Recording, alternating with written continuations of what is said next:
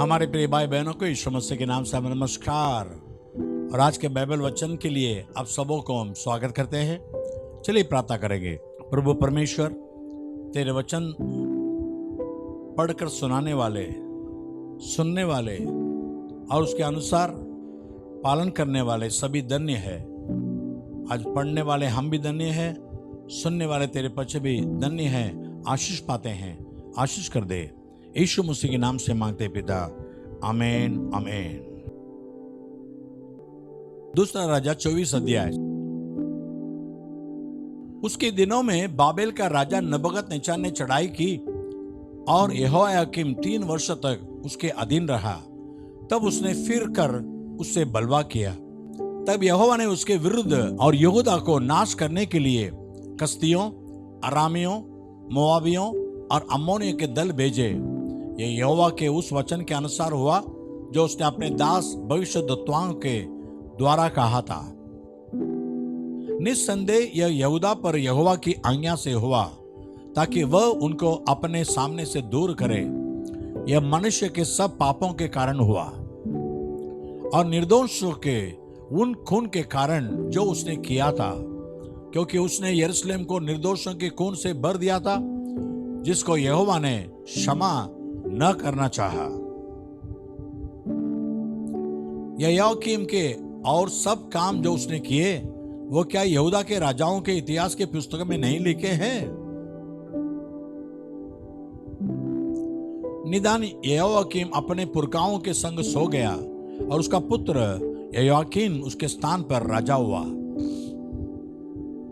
और मिस्र का राजा अपने देश से बाहर फिर कभी न आया, क्योंकि बाबेल के राजा ने मिस्र के नाले से लेकर परात महानद तक जितना देश मिस्र के राजा का था, सबको अपने वश में कर लिया था।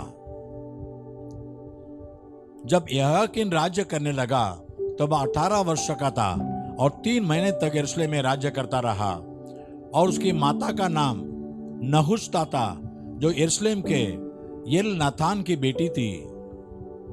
और ठीक अपने पिता की नाई वह किया जो यहोवा की दृष्टि में बुरा है। उसके दिनों में बाबेल के राजा नबूकदनेस्सर के कर्मचारियों ने यरूशलेम पर चढ़ाई करके नगर को घेर लिया। और जब बाबेल के राजा नबूकदनेस्सर के कर्मचारी नगर को घेरे हुए थे, तब आप वहां आ गया। और यहूदा का राजा यहोयाकीन अपने माता और कर्मचारियों, हाकिमों और खोजों के संग लेकर बाबेल के राजा के पास गया। और बाबेल के राजा ने अपने राज्य के 8वें वर्ष में उनको पकड़ लिया। तब उसने यहोवा के भवन में और राजभवन में रखा हुआ पूरा धन वहां से निकाल लिया और सोने के जो पात्र इज़राइल के राजा सुलेमान ने बनाकर यहोवा के मंदिर में रखे थे, उन सबों को उसने टुकड़े टुकड़े कर डाला, जैसा कि यहोवा ने कहा था। फिर पूरे यरूशलेम को अर्थात सब हाकिमों और सब धनवानों को, जो मिलकर 10,000 थे, और सब कारीगरों और लोहारों को बंधुआ करके ले गया, यहां तक कि साधारण लोगों में से कंगालों को छोड़ और कोई न रह गया। और वह यहोयाकीन को बाबेल में ले गया और उसकी माता और स्त्रियों और खोजों को और देश के बड़े बड़े लोगों को वह बंधुआ करके यरूशलेम से बाबेल को ले गया। और सब धनवान जो 7,000 थे और कारीगर और लोहार जो मिलकर 1,000 थे, और वे सब वीर और युद्ध के योग्य थे, उन्हें बाबेल का राजा बंधुआ करके बाबेल को ले गया।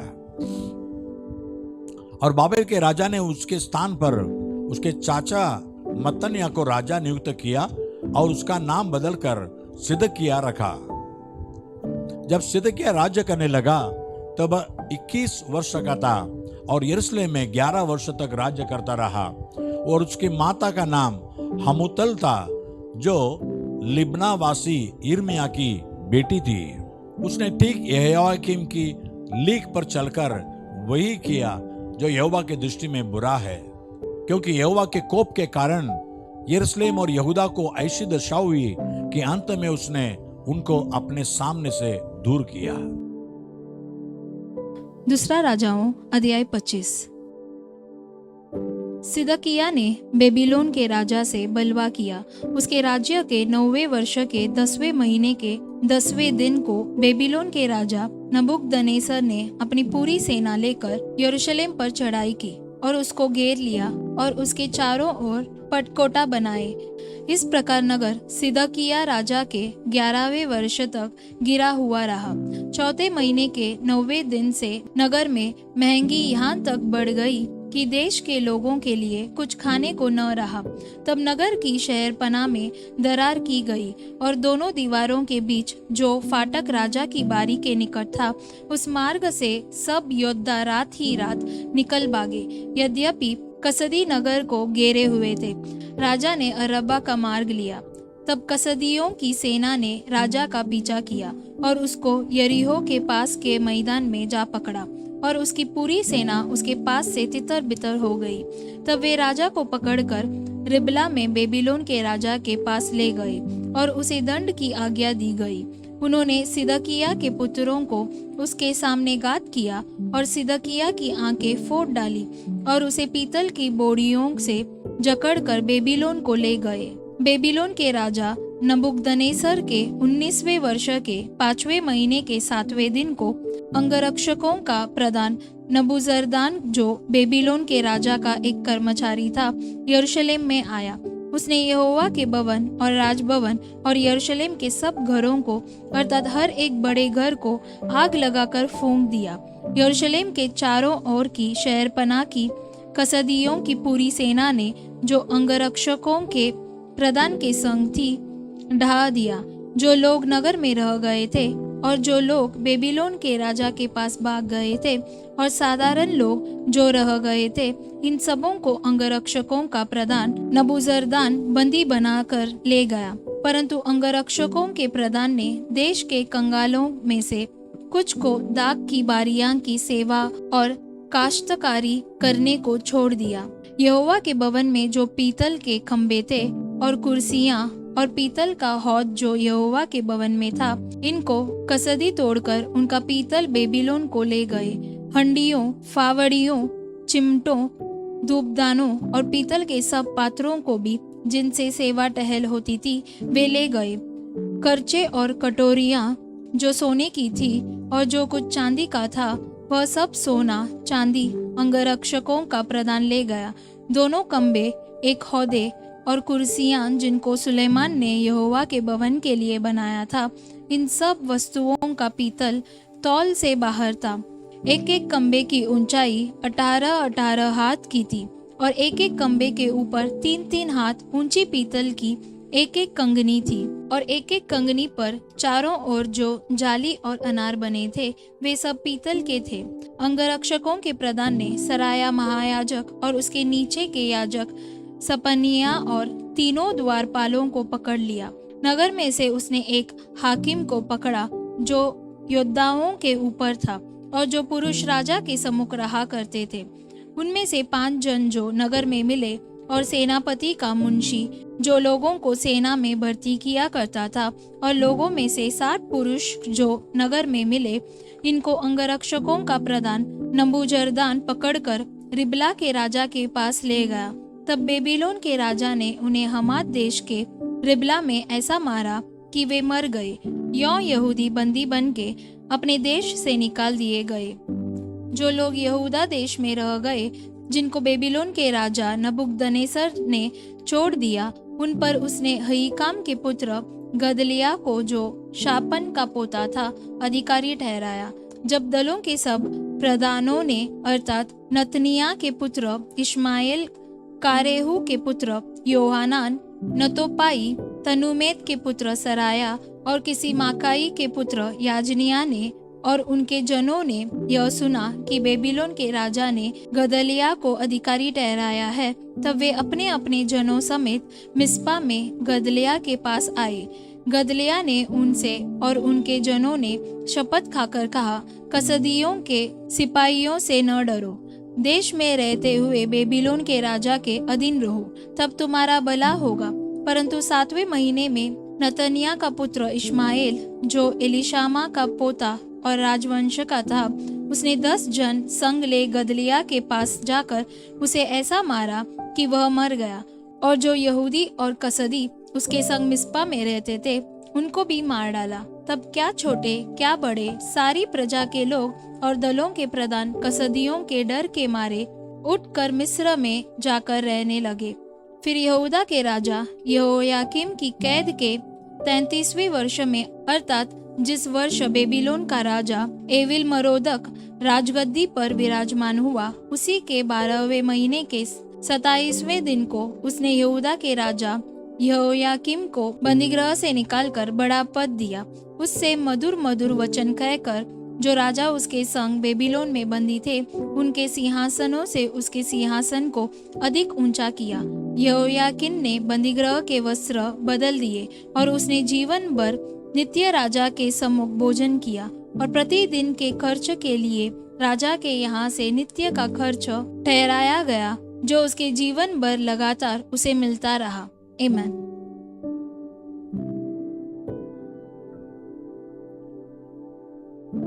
आज योना की भविष्य किताब में आने वाले हैं। हम पहला अध्याय पढ़ने वाले हैं। यहोवा का यह वचन अमित्तै के पुत्र योना के पास पहुंचा, उठकर उस बड़े नगर निनवे को जा और उसके विरुद्ध प्रचार कर, क्योंकि उसकी बुराई मेरी दृष्टि में बढ़ गई है। परंतु योना यहोवा के सम्मुख से तर्शीश को भाग जाने के लिए उठा और यापो नगर को जाकर तर्शीश जाने वाला एक जहाज पाया और बाड़ा देकर उस पर चढ़ गया कि उनके साथ होकर यहोवा के सम्मुख से तर्शीश को चला जाए। तब यहोवा ने समुद्र में एक प्रचंड आंधी चलाई और समुद्र में बड़ी आंधी उठी, यहां तक कि जहाज टूटने पर था। तब मल्लाह लोग डर कर अपने अपने देवता की दुहाई देने लगे और जहाज में जो व्यापार की सामग्री थी उसे समुद्र में फेंकने लगे कि जहाज हल्का हो जाए। परंतु योना जहाज के निचले भाग में उतरकर सो गया था और गहरी नींद में पड़ा था। तब मांझी उसके निकट जाकर कहने लगा, तो भारी नींद में पड़ा हुआ क्या करता है? उठ, अपने देवता की दुहाई दे। संभव है कि परमेश्वर हमारी चिंता करे और हमारा नाश न हो। तब उन्होंने आपस में कहा, आओ हम चिट्ठी डालकर जान ले कि यह विपत्ति हम पर किसके कारण पड़ी है। तब उन्होंने चिट्ठी डाली और चिट्ठी योना के नाम पर निकली। तब उन्होंने उससे पूछा, हमें बता कि किसके कारण यह विपत्ति हम पर पड़ी है। तेरा उद्यम क्या है और तो कहां से आया है? तो किस देश और किस जाति का है? उसने उनसे कहा, मैं इब्री हूं और स्वर्ग का परमेश्वर यहोवा जिसने जल स्थलों दोनों को बनाया है उसी का भय मानता हूं। तब वे निपट डर गए और उससे कहने लगे, तूने यह क्या किया है? वे जान गए थे कि वह यहोवा के सम्मुख से भाग आया है, क्योंकि उसने आप ही उनको बता दिया था। तब उन्होंने उससे पूछा, हम तेरे साथ क्या करें जिससे समुद्र शांत हो जाए? उस समय समुद्र की लहरें बढ़ती ही जाती थी। उसने उनसे कहा, मुझे उठाकर समुद्र में फेंक दो, जब समुद्र शांत पड़ जाएगा, क्योंकि मैं जानता हूं कि भारी आंधी तुम्हारे ऊपर मेरे ही कारण आई है। तो भी बड़े यत्न से खेते रहे कि उसको किनारे पर लगाए, परंतु पहुंच न सके, क्योंकि समुद्र की लहरें उनके विरुद्ध बढ़ती ही जाती थी। तब उन्होंने यहोवा को पुकार कर कहा, ये यहोवा, हम विनती करते हैं कि इस पुरुष के प्राण की संति हमारा नाश न हो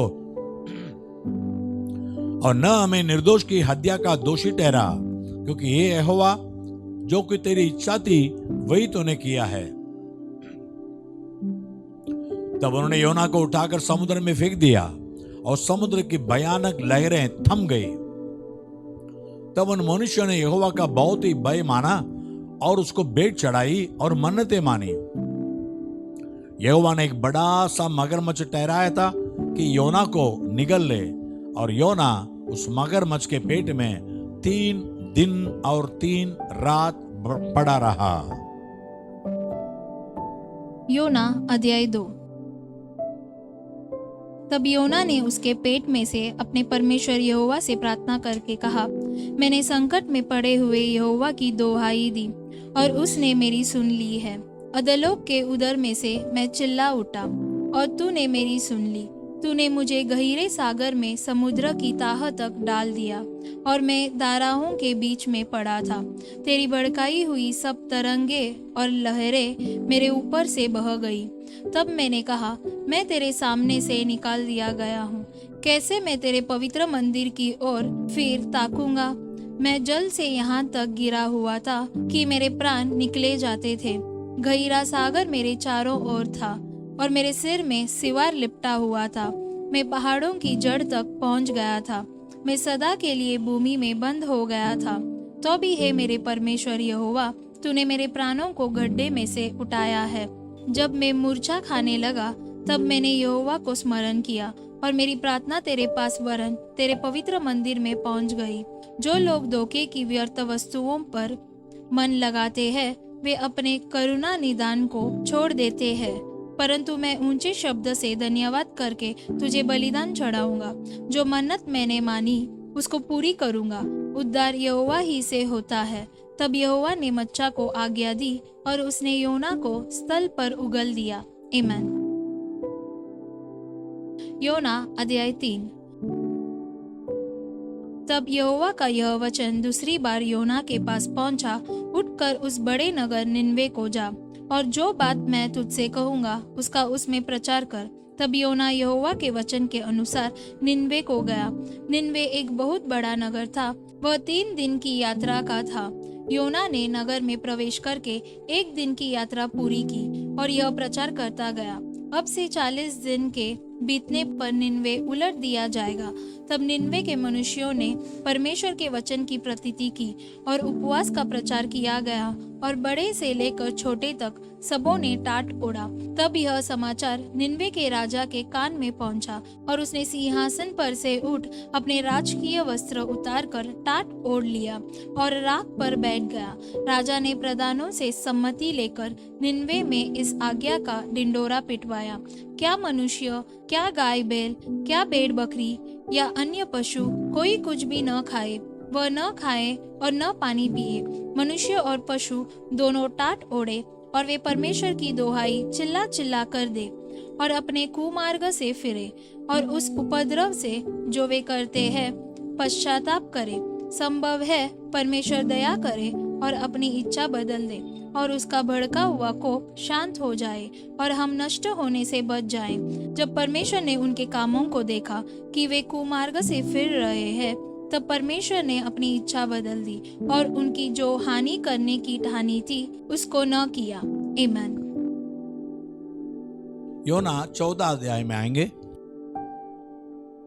यह बात योना को बहुत ही बुरी लगी और उसका क्रोध बढ़ा और उसने यहोवा से यह कहकर प्रार्थना की, हे यहोवा, जब मैं अपने देश में था तो क्या मैं यही बात न कहता था? इसी कारण मैंने तेरी आज्ञा सुनते ही दर्शिश को भाग जाने के लिए फुर्ती की, क्योंकि मैं जानता था कि तू अनुग्रहकारी और दयालु परमेश्वर है, विलंब से कोप करने वाला, करुणा निदान है और दुख देने से प्रसन्न नहीं होता। सो अब हे यहोवा, मेरा प्राण ले ले, क्योंकि मेरे लिए जीवित रहने से मरना ही भला है। यहोवा ने कहा, तेरा जो क्रोध भड़का है क्या वह उचित है? इस पर योना उस नगर से निकलकर उसकी पूरब ओर बैठ गया और वहां एक छप्पर बनाकर उसकी छाया में बैठा हुआ यह देखने लगा कि नगर को क्या होगा। तब यहोवा परमेश्वर ने एक रेंड का पेड़ लगाकर ऐसा बढ़ाया कि योना के सिर पर छाया हो, जिससे उसका दुख दूर हो। योना उस रेंड के पेड़ के कारण बहुत ही आनंदित हुआ। बिहान को जब पौ पटने लगी तब परमेश्वर ने एक कीड़े को भेजा, जिसने रेंड का पेड़ ऐसा काटा कि वह सूख गया। जब सूर्य उगा तब परमेश्वर ने पुरवाई बहाकर लू चलाई और घाम योना के सिर पर ऐसा लगा कि वह मूर्छा खाने लगा और उसने यह कहकर मृत्यु मांगी, मेरे लिए जीवित रहने से मरना ही अच्छा है। परमेश्वर ने योना से कहा, तेरा क्रोध जो रेड़ के पेड़ के कारण भड़का है, क्या वो उचित है? उसने कहा, हाँ, मेरा जो क्रोध भड़का है वह अच्छा ही है, वरन क्रोध के मारे मरना भी अच्छा होता। तब यहोवा ने कहा, जिस रेड़ के पेड़ के लिए तूने कुछ परिश्रम नहीं किया, न उसको बढ़ाया, जो एक ही रात में हुआ और एक ही रात में नाश भी हुआ, उस पर तूने तरस खाई है।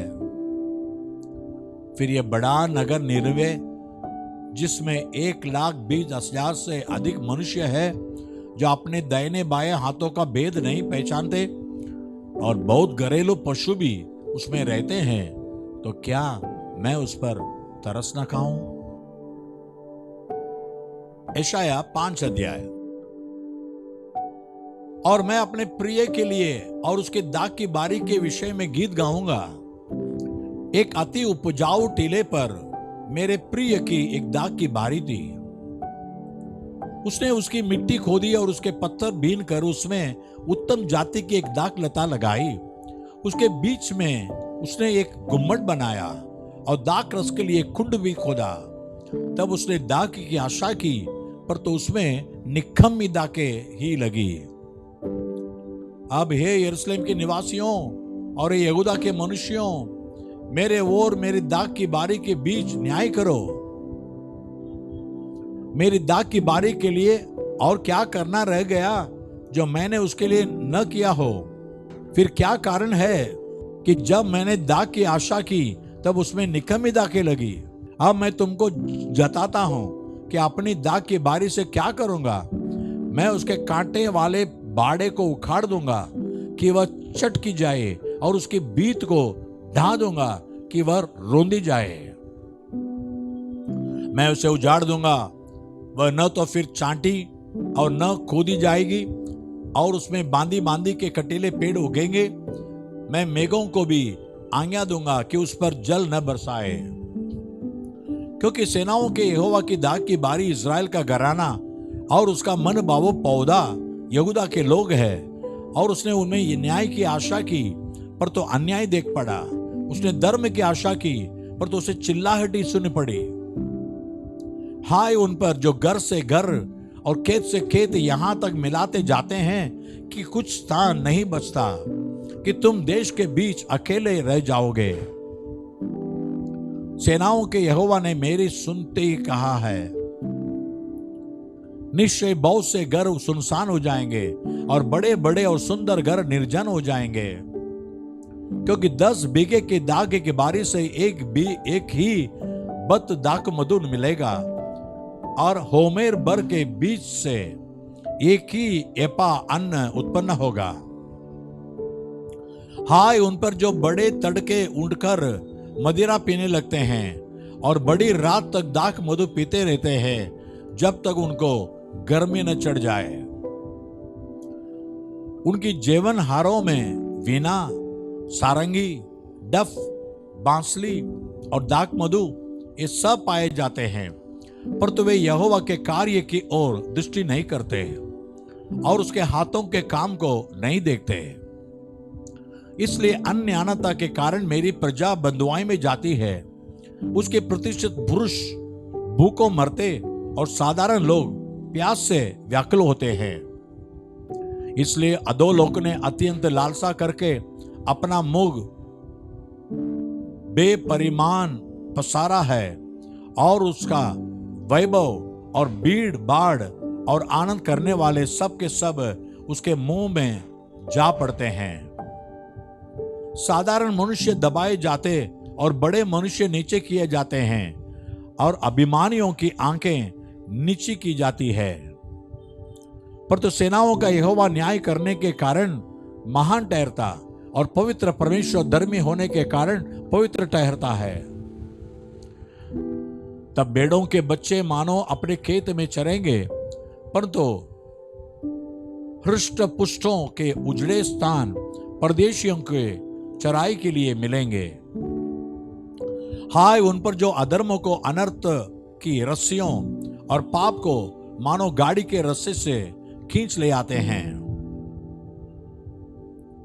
जो कहते हैं वह फुर्ती करे और अपने काम को शीघ्र करे कि हम उसको देखें, और इस्राएल के पवित्र की युक्ति प्रकट हो, वह निकट आए कि हम उसके समझे। हाय उन पर जो बुरे को भला और भले को बुरा कहते, जो अंधियारे को उजाला और उजाले को अंधियारा ठहराते, और कड़वे को मीठा और मीठे को कड़वा करके मानते हैं। हाय उन पर जो अपनी दृष्टि में ज्ञानी और अपने लेके बुद्धिमान है। हाय उन पर जो दाख मधु पीने में वीर और मदिरा को तेज बनाने में बहादुर है, जो घूस लेकर दुष्टों को निर्दोष और निर्दोषों को दोषी ठहराते हैं। इस कारण जैसे अग्नि की लौ से गूंटी भस्म होती है और सूखी घास जलकर बैठ जाती है, वैसे उनकी जड़ सड़ जाएगी और उनके फूल धूल होकर उड़ जाएंगे, क्योंकि उन्होंने सेनाओं के यहोवा की व्यवस्था को निकम्मी जाना और इस्राएल के पवित्र के वचन को तुच्छ जाना है। इस कारण यहोवा का क्रोध अपनी प्रजा पर भड़का है और उसने उनके विरुद्ध हाथ बढ़ाकर उनको मारा है, और पहाड़ कांप उठे और लोगों के लोतें सड़कों के बीच कूड़ा सी पड़ी है। इतने पर भी उसका क्रोध शांत नहीं हुआ और उसका हाथ अब तक बढ़ा हुआ है। वह दूर दूर की जातियों के लिए झंडा खड़ा करेगा और सींटी बजाकर उनको पृथ्वी की चोर से बुलाएगा। देखो, वे फुर्ती करके वेग से आएंगे। उनमें कोई तखा नहीं, न कोई ठोकर खाता है, कोई ऊँघने व सोने वाला नहीं, किसी का फेंटा नहीं खुला और किसी की जूतों का बंधन नहीं टूटा। उनके तीर, चौके और धनुष चढ़ाए हुए हैं। उनके घोड़ों के खुर वज्र के से और रथों के पहिए बवंडर सरीके हैं। वे सिंह व जवान सिंह की नाई गरजते हैं। वे गुर्रा कर आहेर को पकड़ लेते और उसको ले भागते हैं, और कोई उसे उनसे नहीं छुड़ा सकता। उस समय वे उन पर समुद्र के गर्जन के नाई गरजेंगे, और यदि कोई देश की ओर देखे तो उसे अंधकार और संकट देख पड़ेगा और ज्योति मेघों से छिप जाएगी। यशाया अध्याय 6। जिस वर्ष उजिया राजा मरा, मैंने प्रभु को बहुत ही ऊंचे सिंहासन पर विराजमान देखा, और उसके वस्त्र के घेर से मंदिर भर गया। उससे ऊंचे पर साराप दिखाई दिए। उनके चह चह पंख थे। 2 पंखों से वे अपने मुंह को डांपे थे, और 2 से अपने पांवों को, और 2 से उड़ रहे थे। वे एक दूसरे से पुकार पुकार कर कह रहे थे, सेनाओं का यहोवा पवित्र पवित्र पवित्र है, सारी पृथ्वी उसके तेज से भरपूर है। और पुकारने वाले के शब्द से डेवढ़ियों की नींवें डोल उठी और भवन धुएं से भर गया। तब मैंने कहा, हाय हाय, मैं नष्ट हुआ, क्योंकि मैं अशुद्ध होंठ वाला मनुष्य हूँ, और अशुद्ध होंठ वाले मनुष्यों के बीच में रहता हूँ, क्योंकि मैंने सेनाओं के यहोवा महाराजाधिराज को अपनी आंखों से देखा है। तब एक साराप हाथ में अंगारा लिए हुए, जिसे उसने चिमटे से वेदी पर से उठा लिया था, मेरे पास उड़कर आया। उसने उससे मेरे मुंह को छू कर कहा, देख, इसने तेरे होठों को छू लिया है, इसलिए तेरा अधर्म दूर हो गया और तेरे पाप क्षमा हो गए। तब मैंने प्रभु का यह वचन सुना, मैं किसको भेजूं और हमारी ओर से कौन जाएगा? तब मैंने कहा, मैं यहाँ हूँ, मुझे भेज। उसने कहा, जा और इन लोगों से कहो, सुनते ही रहो परंतु न समझो, देखते ही रहो परंतु न बूझो। तू इन लोगों के मन को मोटा और उनके कानों को भारी कर और उनकी आंखों को बंद कर। ऐसा न हो कि वे आंखों से देखें और कानों से सुने और मन से बूझें और मन फिराए और चंगे हो जाएं। तब मैंने पूछा, हे प्रभु, कब तक? उसने कहा, जब तक नगर न उजड़े और उनमें कोई रह न जाए और घरों में कोई मनुष्य न रह जाए और देश उजाड़ और सुनसान हो जाए और यहोवा मनुष्यों को उसमें से दूर कर दे और देश के बहुत से स्थान निर्जन हो जाएं, चाहे उसके निवासियों का 10वां अंश भी रह जाए, तभी वह नष्ट किया जाएगा। परंतु जैसे छोटे या बड़े बांज वृक्ष को काट डालने पर भी उसका टूट बना रहता है, वैसे ही पवित्र वंश उसका टूट रहेगा। आमीन।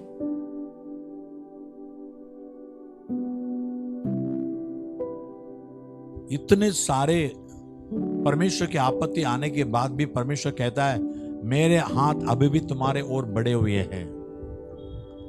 यानी परमेश्वर अब भी आपको कहता है मेरे पास आ जाओ। मुझे गुस्सा दिलाया, मेरे आज्ञा को नहीं माना, इसलिए मैं सारे विपत्ति आपत्ति तुम्हारे ऊपर भेजता हूं। दिल हाथ बढ़ाकर खड़ा हो, मेरे पास आओगे, प्रभु के पास आएंगे। प्रभु परमेश्वर धन्यवाद देते हैं। इतने सारे वचन में सुना है प्रभु। एक योना को तूने कहा था जाओ निनिवे के खिलाफ प्रचार करो, 40 दिन में निनिवे डूब जाएगी। वो पहले ना कहा, फिर गया बताया, लेकिन निनिवे के लोगों ने अपने गुनाह से पछताया, प्रभु के सामने रो रो के प्रार्थना की। उनके सुनकर निनिवे के तूने नाश नहीं किया। योना को गुस्सा है तो भी तूने कहा उन पर तरस खाना है। इतने लोग मरने वाले हैं, आज भी हमारे देश हो, सारे देश में हो, कितने लोग मरण के ओर जा रहे हैं प्रभु, उनके ऊपर तरस कर प्रभु। पाप के कारण मौत के ओर जा रहे हैं, उनके पापों से उनका हटा दे, पापों को क्षमा कर, उनको भी अनंत जीवन दे दे। यीशु मसीह के नाम से मांगते पिता, आमीन आमीन। God bless you. प्रभु आपका आशीष करे। आमीन।